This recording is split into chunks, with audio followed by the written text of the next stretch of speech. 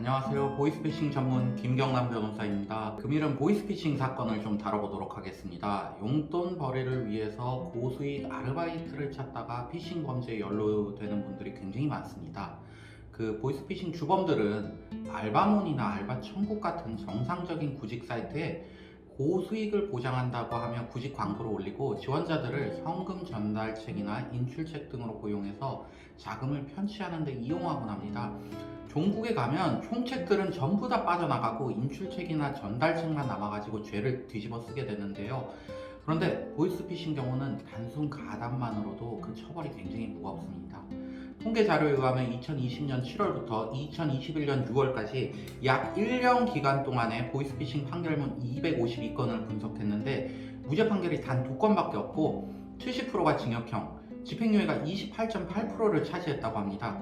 형량도 꽤 높게 나오는 편입니다. 2회 이상 가담한 경우에는 2년 정도의 실형이 선고되는 경우가 많고요. 피해 금액이 1억을 넘어가면 3년 이상이 나오는 경우도 많습니다. 물론 이건 확정된 형량이 아니고 상황에 따라 다소 변경될 수 있는 점은 제가 말씀드립니다.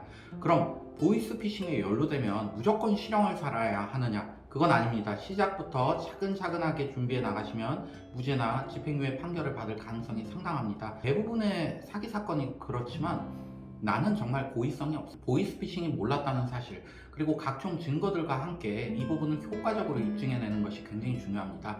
금일은 사례를 통해서 무죄와 집행유예를 어떻게 받아낼 수 있었는지를 확인해 보겠습니다.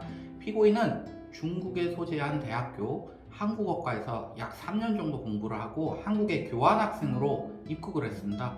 피고인 한국에서 공부하는 도중에 아르바이트 병행하기 위해서 일자리를 찾아보게 되었는데 일당 12만 원이라는 구직 공고를 보고 위챗으로 성명불상자와 연락을 주고받게 되었습니다. 성명불상자는 당신이 하는 일은 빌려준 돈을 돌려받는 일이라고 설명하였고 결국 피고인은 보이스피싱에 연루되어 현금 전달책 역할을 수행하게 되었습니다.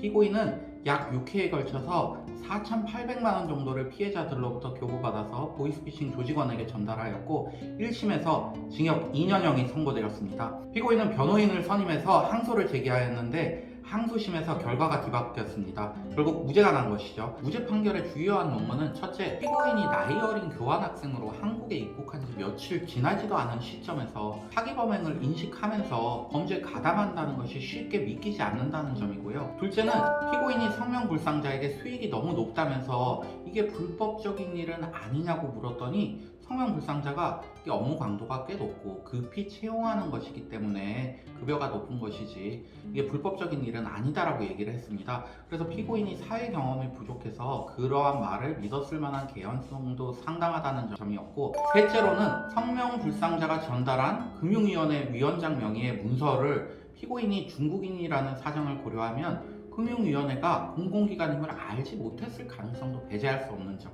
마지막으로 피고인이 피해자들을 만나서 돈을 전달받을 때 마스크나 모자 등을 착용하는 점으로 자신의 신분 노출을 막지 않았다는 점 등을 종합해서 이것은 피고인이 불법성을 인식하지 못하고 범행을 저질렀을 개연성도 있다라고 봐서 무죄가 선고되었습니다. 애초에 연루되지 않는 것이 가장 좋습니다.